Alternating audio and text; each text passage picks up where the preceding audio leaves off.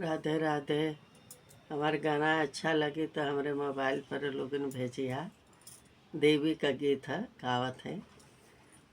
लाल रंग चौकठवा मैया, लाल रंग दरवाजवा हो कि लाल रंग माना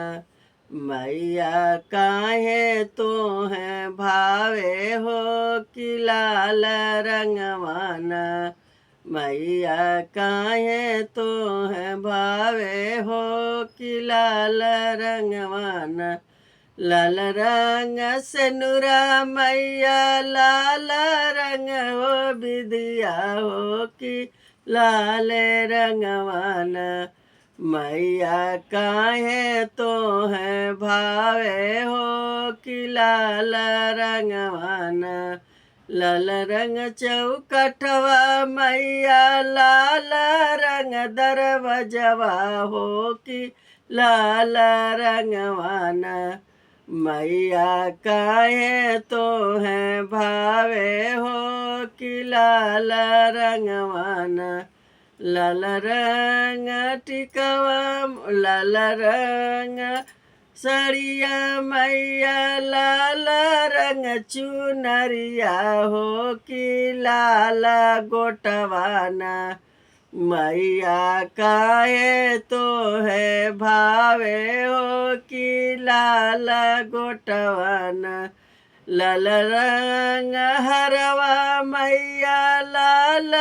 रंग सिकड़िया हो कि लाल लकिटियाना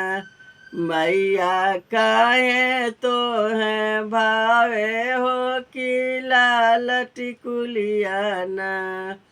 लाल रंग चौकठवा मैया लाल रंग दरवाजवा हो कि लाल रंग माना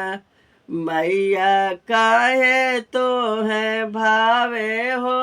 कि लाल रंग माना लाल रंग चूड़िया मैया लाल रंग कंगनवा हो कि लाल मेहदियाना मैया काहे तो है भावे हो कि लाल रंगवाना मैया काहे तो है भावे हो कि लाल रंगवाना लाल रंग चौकठवा मैया लाल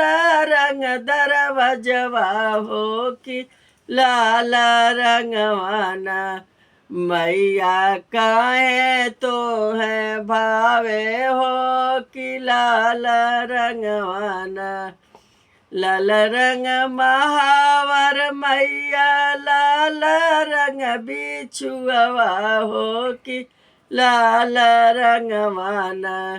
मैया काहे तो है भावे हो कि लाल रंगवाना